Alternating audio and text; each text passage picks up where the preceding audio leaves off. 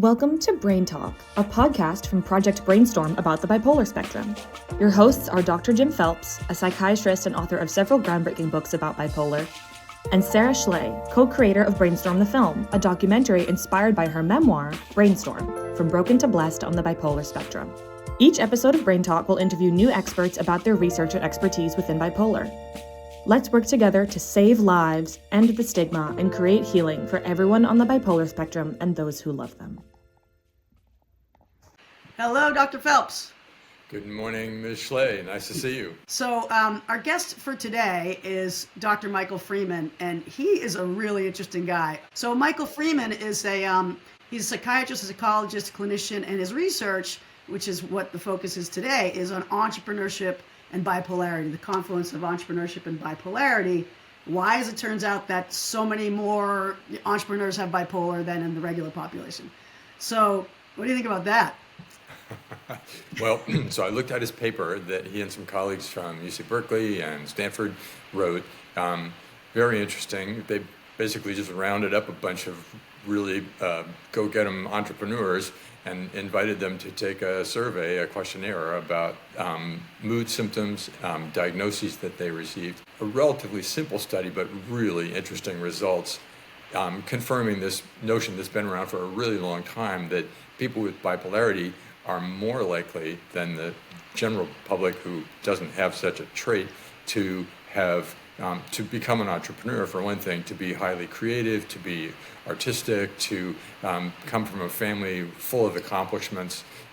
So nice to see some objective verification of that long-standing notion.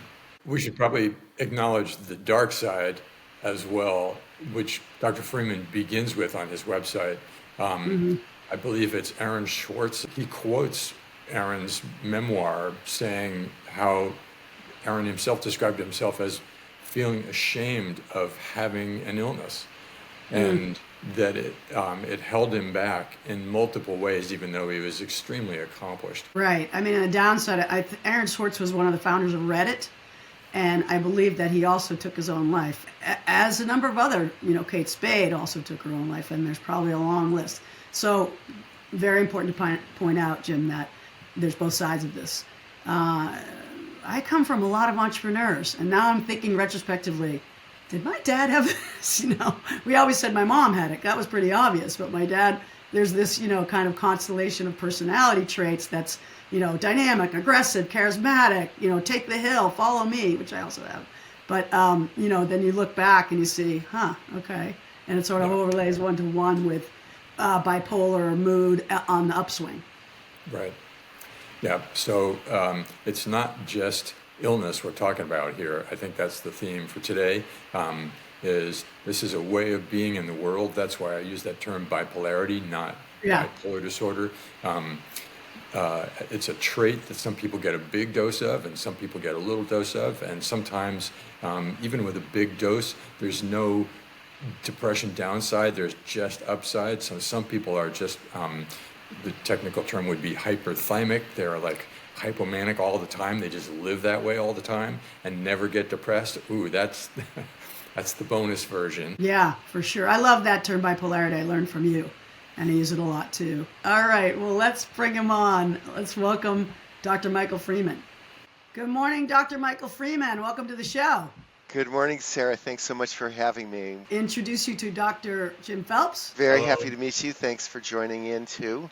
Yeah, absolutely. Thank you for being here. I think at first because we know some of your work, Michael, but our audience doesn't, I wonder if you could summarize for us, some of the main things that you've worked on over time that you think are relevant for our audience. What's different about me from other people that are contributing to this conversation is that my focus has been primarily with entrepreneurs. And within that context, I've always been interested in the idea that there's a relationship between the bipolar spectrum conditions and entrepreneurship. So that's the world that I live in. Yeah, cool. That must be a pretty exciting world. Very exciting world, yes. Yes, I'm in the San Francisco Bay Area. Many of the people I work with are from Silicon Valley. So and I've been doing this for quite a while, so I've been on a big ride, I would say, for the last decade with Silicon Valley and hypomanic people in the world of business. I was really interested to hear about your work, Michael, because I come from sort of a long line of entrepreneurs. My dad, my brother, other brother, me some. So I was like, really? Like, what's going on here? So could you tell us a little bit what you've been learning about the relationship between bipolarity, bipolar condition, and entrepreneurship? I can, and it's not a huge surprise, Sarah, given what I know about you, that there are entrepreneurs in your family. People in the bipolar spectrum, as you know, tend to have a lot of energy, a lot of motivation. They can come up with very ambitious goals, and then when they have goals, they like to kind of engage with them and pursue them in a tenacious way.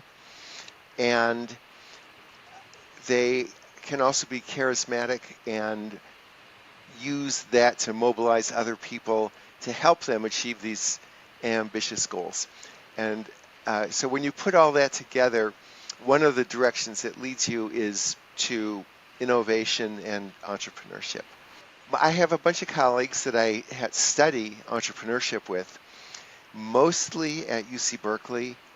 I am on the faculty at UC Berkeley. I was for many decades on the faculty at UC San Francisco, but our research is kind of centered around UC Berkeley, and then other colleagues around the world. We have been doing a lot of deep dive looks into entrepreneurship and the overlap between mental health issues, mental health differences, and not only building businesses, but, business outcomes. So there's this notion that's been widely spread around that bipolar disorder is associated with creativity. But I was, excited to see your work. You've taken that notion and actually got some data behind it with the study that you did comparing people with bipolarity and versus controls, and looking at entrepreneurs and people who are not entrepreneurs and looking for that bipolarity. Could you tell us a little bit about that study? Everybody has, some level of creativity, but with people in the bipolar spectrum and also people with ADHD, that creativity tends to be elevated. Many people, about 40% of people who do have bipolar spectrum conditions also have ADHD. And so there's this kind of amplification of the creativity. We have found in various studies that people in the bipolar spectrum are highly overrepresented among entrepreneurs compared to a normal population. Maybe they're twice as many as you would expect in a normal population. And then one last thing about that, I would say that when we talk about creativity among entrepreneurs, it's not only creativity, but it's improvisation and it's innovation.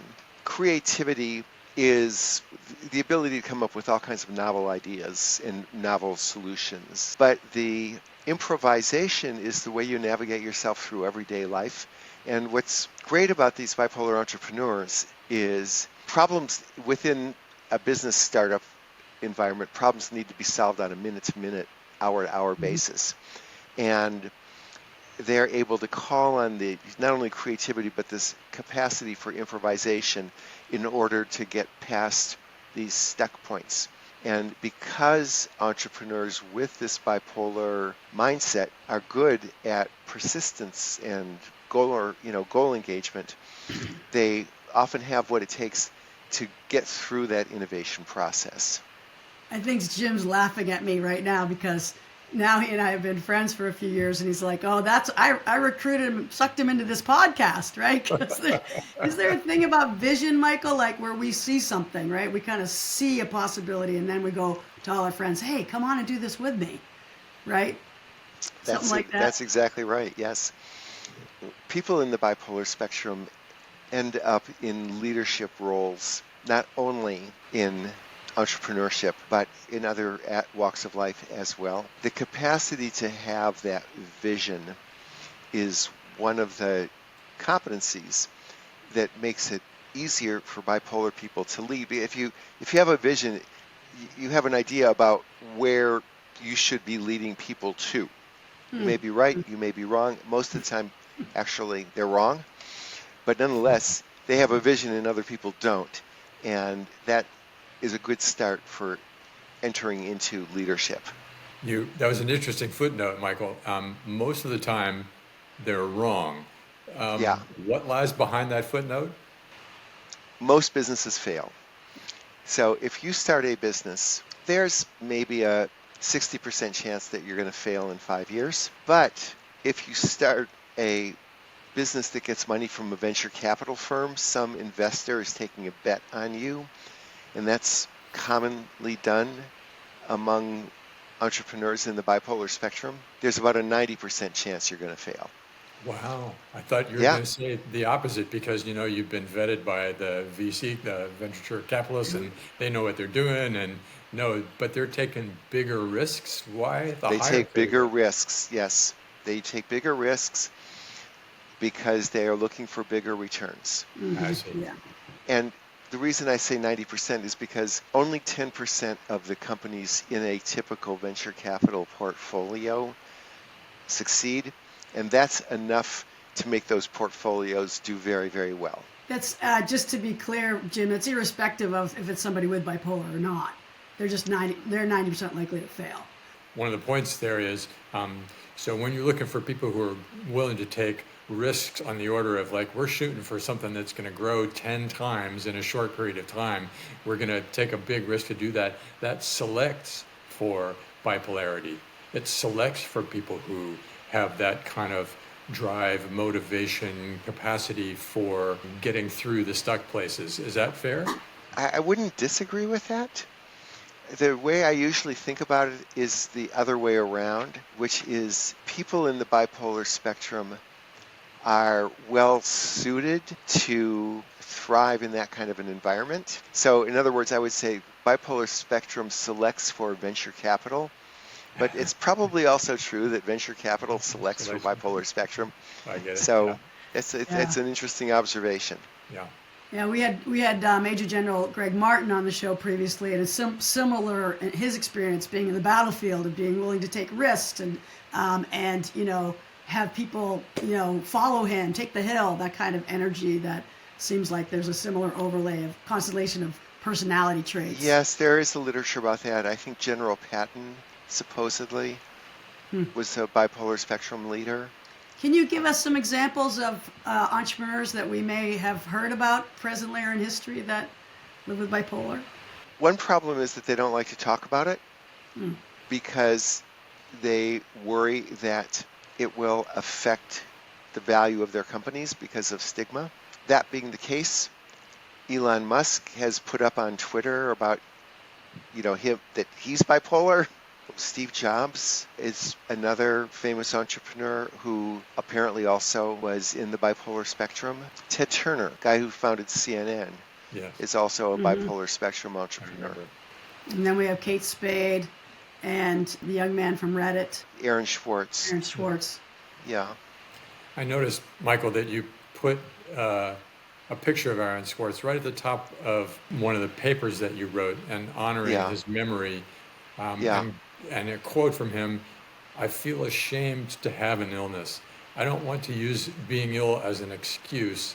And further lovely quote from him. Sarah and I were chatting before we began.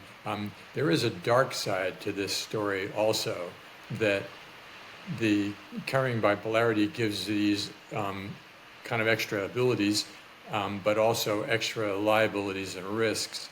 There's an elevated risk of suicidality among people in the bipolar spectrum. In another study that we conducted, we found that 3% of entrepreneurs in this study, it was a very good sample of 1,000 entrepreneurs, 3% had made suicide attempts. One of the reasons I became interested in the mental health side of entrepreneurship was because so many prominent entrepreneurs were dying from suicide, and this was getting a lot of attention in the popular press. What's your advice, or how do you counsel your patients, your clients who live with bipolarity and high driving entrepreneurs? How do you tell them to take care of themselves? I would focus on getting sleep. Literally, that is one of the best things you can do for yourself. I'm a psychiatrist and also a researcher. And also, I have been an entrepreneur myself in the past. I feel pretty confident when I tell my entrepreneur bipolar spectrum patients that sleep is the best mood stabilizer that there is. If you want to just do one thing for yourself, I would say sleep. Actually, it's delightful, Michael, that's where you go, and almost so exclusively social rhythm therapy, a formal psychotherapy for mood stabilizing, and maybe some antidepressant effects in there as well.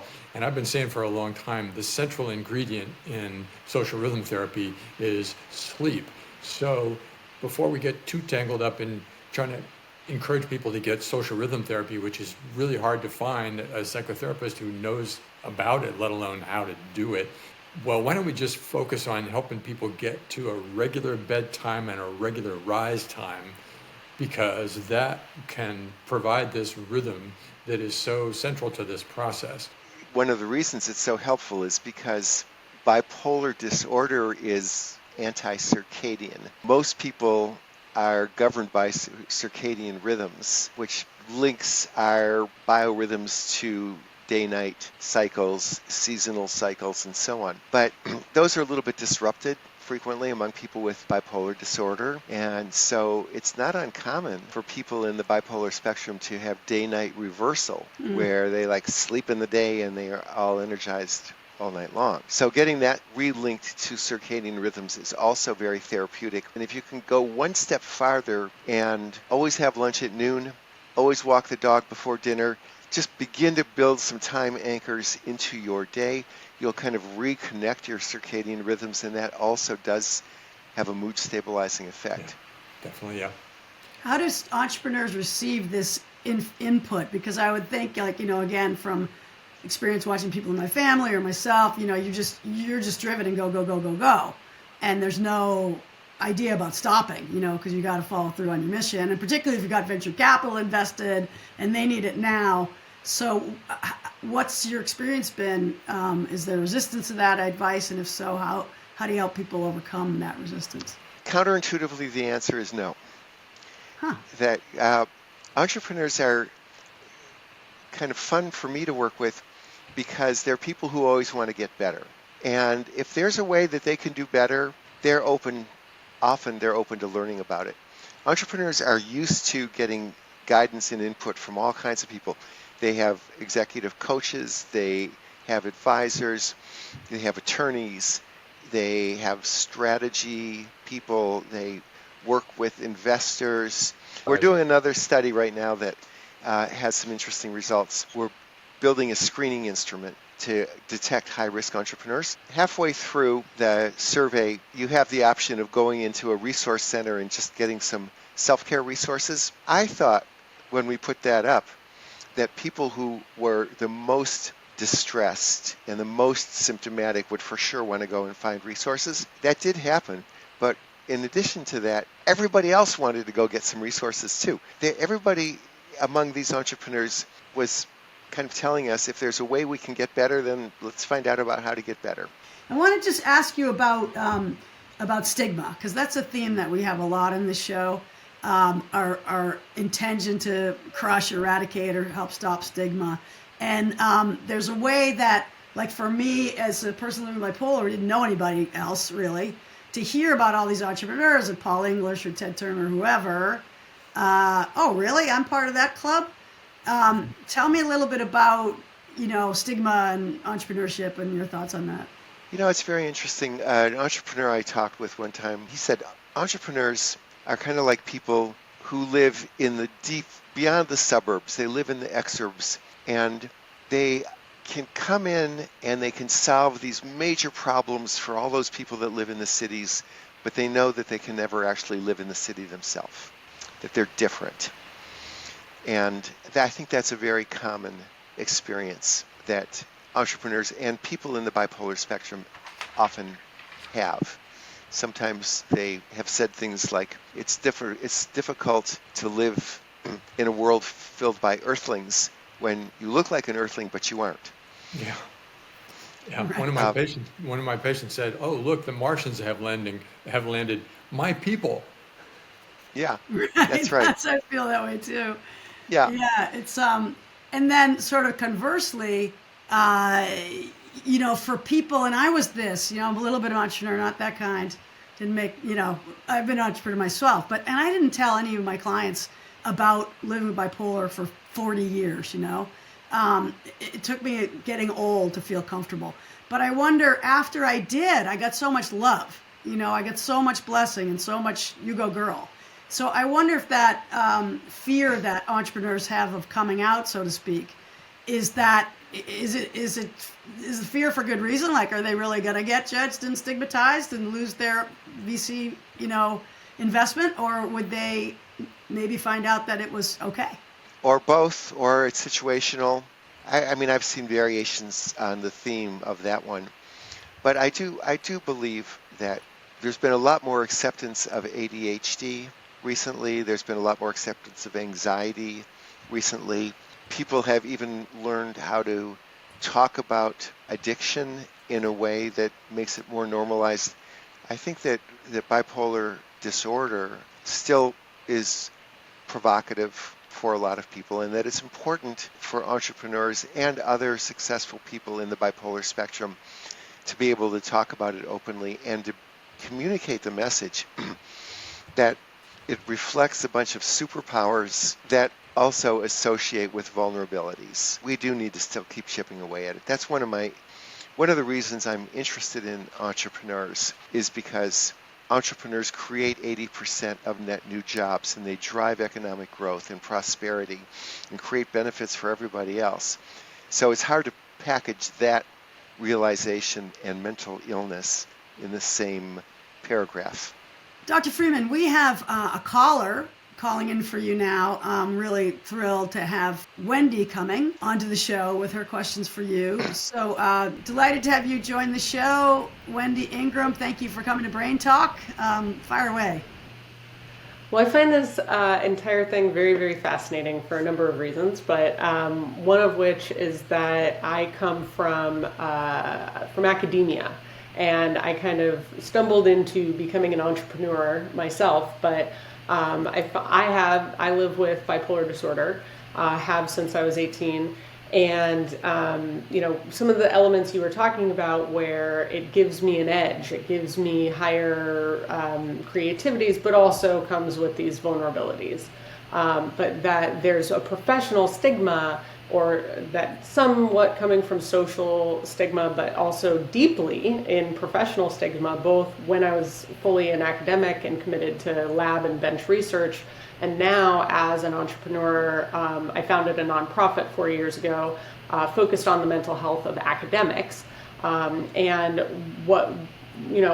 but got exposed to these entrepreneurs and startup culture and the types of people who are founders and CEOs, and also the venture capitalists that support them. There's another level of intensity, but also pressure on oneself to perform at these kind of alarmingly high rates and levels, but pressure not to ever show weakness. And so my first kind of question to you is there this intersection between bipolar disorder and the benefits that can come from elements of those mental health differences, as you so kindly put it, and that's what's kind of underlying maybe higher rates of mental health struggles or suicidality, or losing people quite suddenly and unsurprisingly in the view of people that have worked with them or are their colleagues, and people who are maybe in different professions or different kinds of intensity pursuits in their lives. Did that make sense as a question? Yes, it does. You're asking, in part, it sounds as if the culture of entrepreneurship, including the need to project this image of confidence and success, doesn't drive some of the destabilization experienced by entrepreneurs. There also is an elevated level of bipolar disorder in the academic and scientific professions. That's been studied in great depth by Swedish investigators.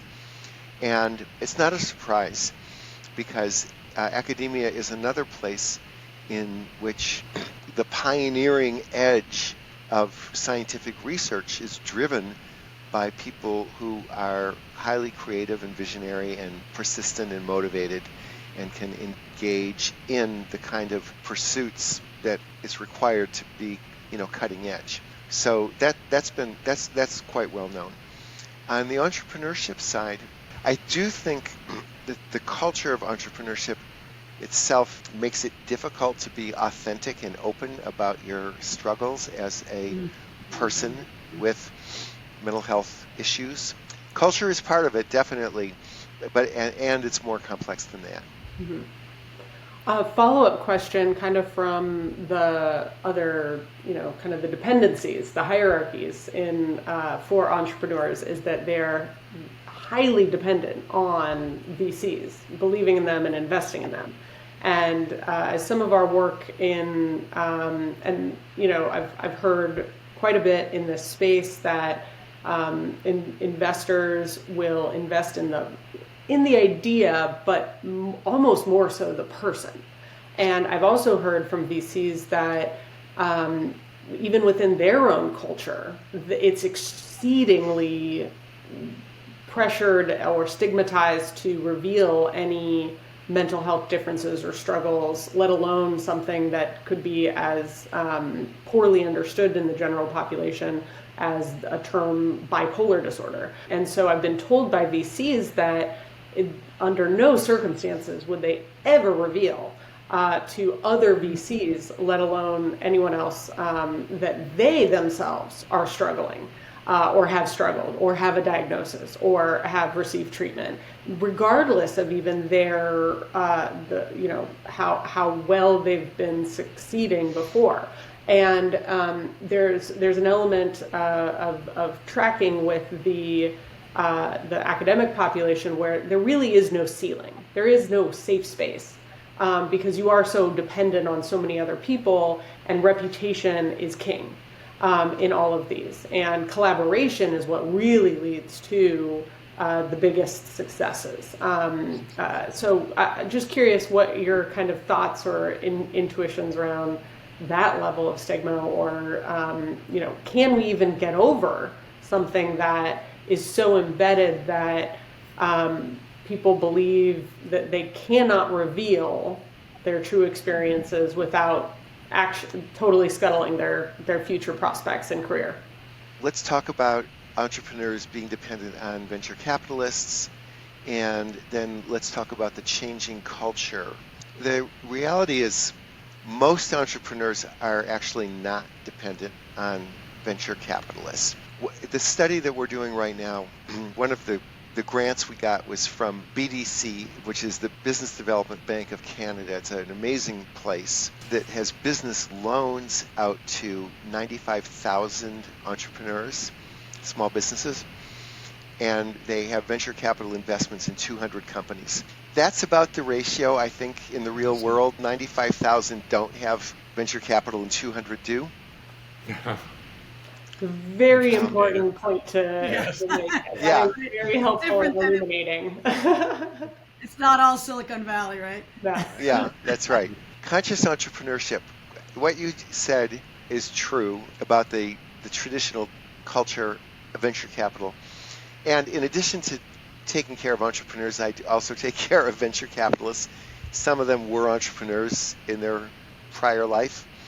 And you're right, they will not disclose to their venture partners that they have these mental health issues. But it's changing, and there are now an increasing number of VC firms that do prioritize the well-being and mental health of entrepreneurs, and that do support more authentic communication and do make resources available to founders to support their own well-being and mental health. And to me, that's a very positive development.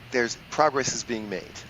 couldn't you make the case that taking good care of yourself as a person with bipolarity, like getting the regular sleep, makes you more productive, more effective?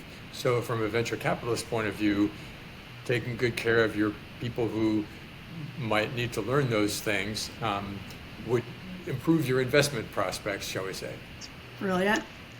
Sounds good. It sounds good. Show me the data. Yeah. That's what this current study is about, is to explore that hypothesis. And so we are currently measuring mental health and business outcomes with the idea that we'll be able to find out what actually is the value in financial terms of mental health among entrepreneurs.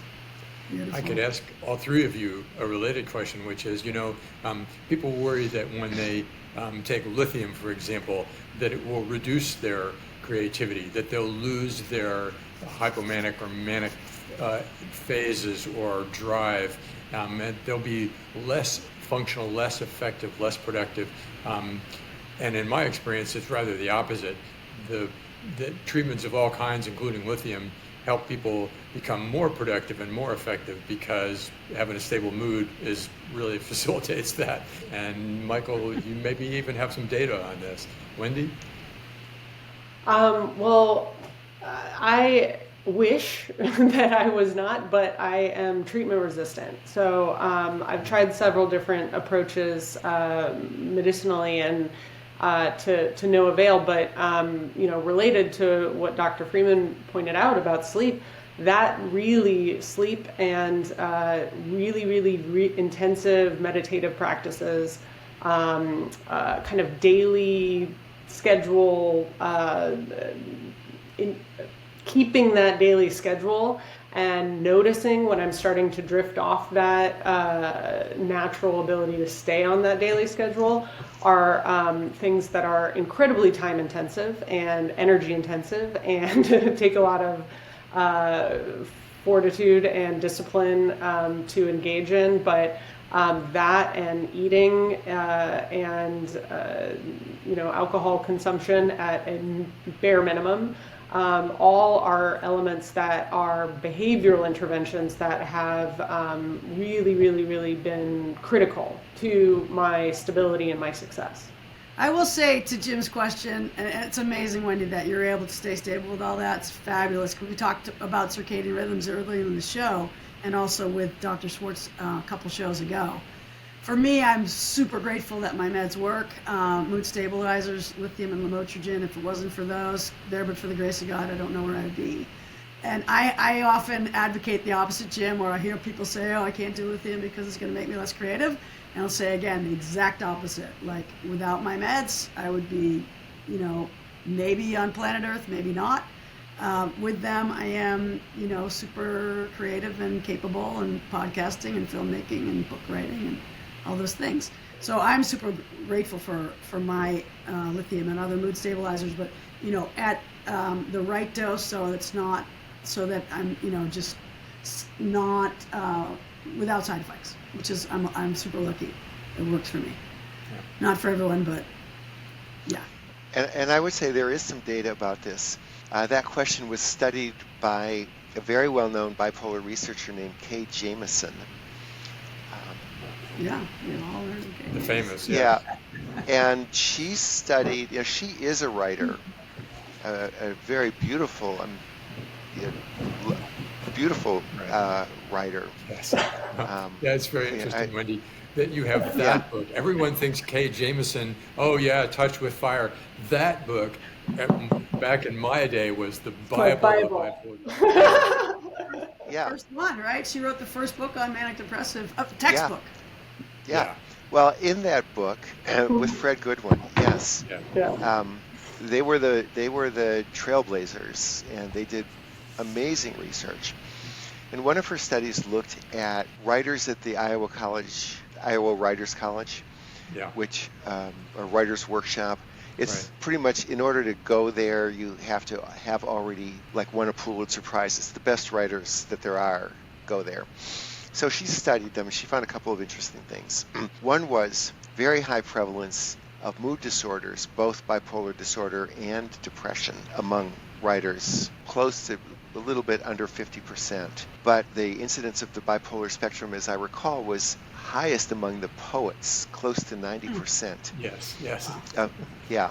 Wow. Which makes sense, but it's also an interesting finding. A lot of people are experiencing hypomania and being creative at the same time, and so they think inaccurately that you have to be hypomanic in order to be creative, but it turns out that's not true. When they looked at treated versus untreated writers, what they found out was that the writers who did have proper treatment, bipolar spectrum writers, were much more equally creative and much more productive. One reason is you get a lot more done if you're alive, and there is a suicidality rate with bipolar disorder, and it's kind of well known among authors like Ernest Hemingway, for example. The other compelling finding was that you also get a lot more done if you finish what you start. And what Kay Jamison discovered was that the writers who had been treated were able to distinguish the good ideas from the great ideas, and then they would focus on the great ideas, and they'd start and finish manuscripts.